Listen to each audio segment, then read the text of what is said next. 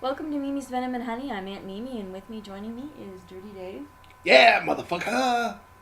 Okay.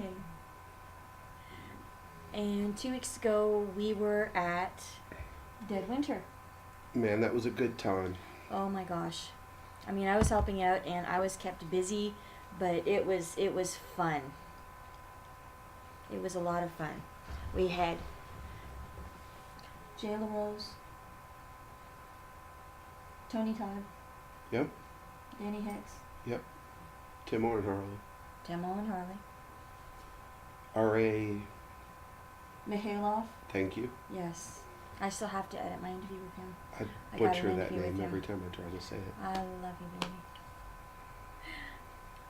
And Eliza yes, Jane. Eliza Jane, who you are now working with. Well, kind of. Yeah, I'm proud of you. And many thanks to Brian and Samantha Sizemore, Mr. and Mrs. Now. They got married on that Sunday. Congratulations. Kind of sad that we weren't able to stay for that. But from the pictures, it looked like it was a great time. And I got some special thanks to shout out. Go ahead, I got some too. Special thanks to Brian Austin for helping man the tables And the camera. and wrangle Dave. The camera with my interview with Debbie Rochon. Yes, you'll be seeing me interviewing Debbie Rochon And thanks to Lizanne Whitaker. because we just love her. Well, she hung out, shared space with us at the hotel. Mm-hmm. Was good company. She always is.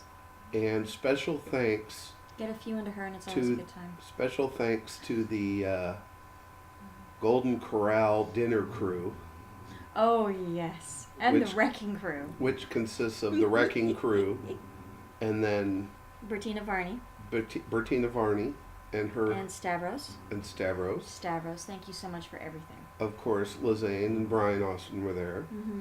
and Ben Harley Waiters were asking everybody for their autographs. Dick Starr. and Mike Holman. And I'd like to give a shout. I finally got to hang out with Princess Diva of the Dead and Nightmare Man, and it was Off the chain. awesome. More awesome couple you'll never meet. It was such a great honor to hang out with them, and I got to help out Diva with one of her costumes, and it was just fantastic.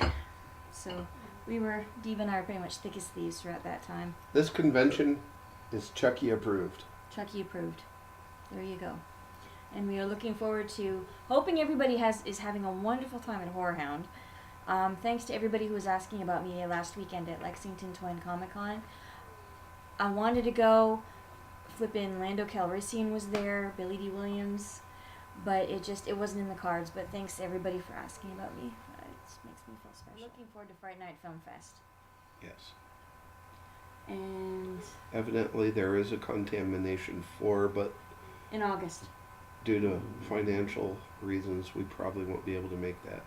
which makes us very sad because contamination is always a fantastic time. If you're in the It St. was Louis fun. area, yeah, I've got really good friends in the St. Louis area. I always try to make it up there because it's just I get to meet up and then I get the convention. It's like a win-win. But It's just far and we're kind of losing our weekend babysitter.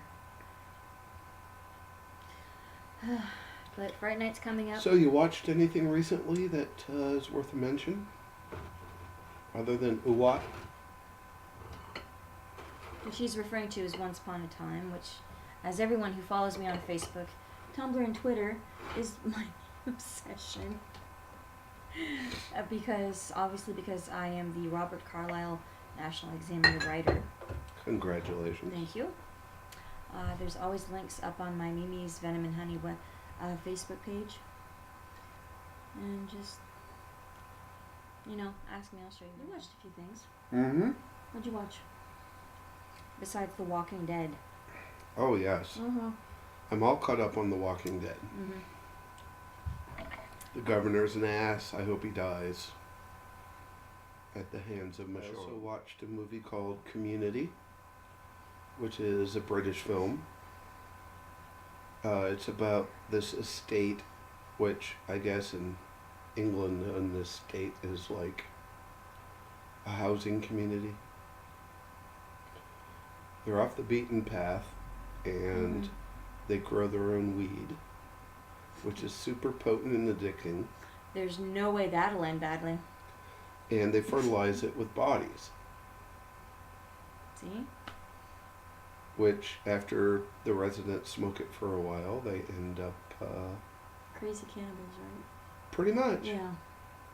Ooh, didn't see that coming. That was out of left field. Yeah, and the leader is a not a transgender, but a transvestite. It's a man who dresses as a woman named Auntie.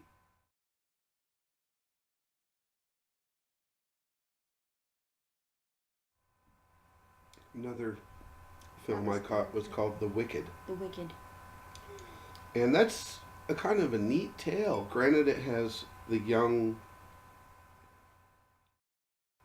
Keep talking. cast. Why are you feeding my hamburger to the cat? Because he's The hungry. Wicked is, Yes. it's got a young cast, you know, seniors. It's an urban legend story. I kind of really liked it. There's this old mansion house called Hearth something. Hearth Fire, Hearth Center, Hearthfire? Hearth. Hmm. Hearth. Hearth. And it's an old abandoned house that this witch was supposed to live at. And the urban legend is you go up there in a group and everybody throws a stone, and if you break a window, the wicked comes to get you and takes you away. Oh, groovy. So a couple of seniors go up there, and then his little brother and his little brother's friend follow. And then they end up throwing stones, and the wicked shows up, and they battle the wicked. Do they win? They win. And this film I watched thanks to Joe Garcia, What? T-shirt Joe Yes, I know. from Fast Custom Shirts. You always say that like I forgot. I always forget who I'm- T-shirt Joe is. Telling that our listening audience. They know who T-shirt Joe is. We've Not mentioned all him of them. before. What if they're a new listener? Then they'll be lost. It's got Al Pacino, Paul Sorvino, There we go. um, Which we also know from Repo the Genetic Opera, starring Jay LaRose. and a youngish Peter Boyle. Young Frankenstein. And Cruising is pretty much Frankenstein being played by David Anders, Dr. Whalen, Once Upon a Time. I can bring anything back to Once Upon a Time. Once Upon a Time, Robert Carlyle, or Alice Cooper. so Alice Cruising. Cooper. Cat butt. Cruising is Al Pacino is a beat cop who fits the description of members of the gay community in New York City who are being murdered by what they call the homo killer. And so he goes deep undercover, no badge, no gun, no nothing, to try to uncover who this killer is. And he ends up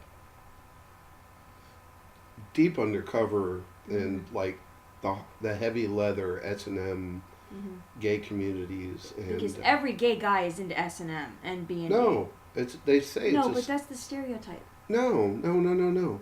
No, It- people think they're gonna go into a gay bar and see people in everybody dressed in freaking If leather. you'll carrying actually whips. let me finish I'm just before saying, you it's interject your Get on my soapbox, you mean? yeah Yes, go media ahead. driven. Media driven my ass. I'm just saying. Well, that's been ruined. I'm sorry.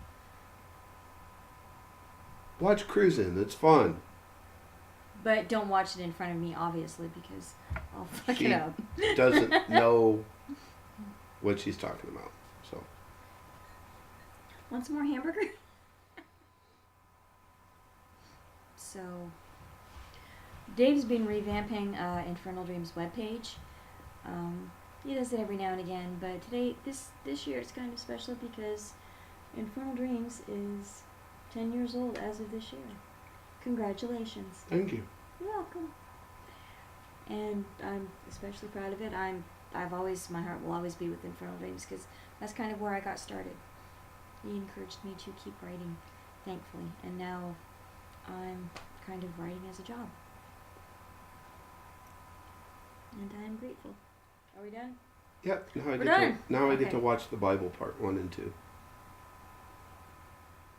sounds exciting.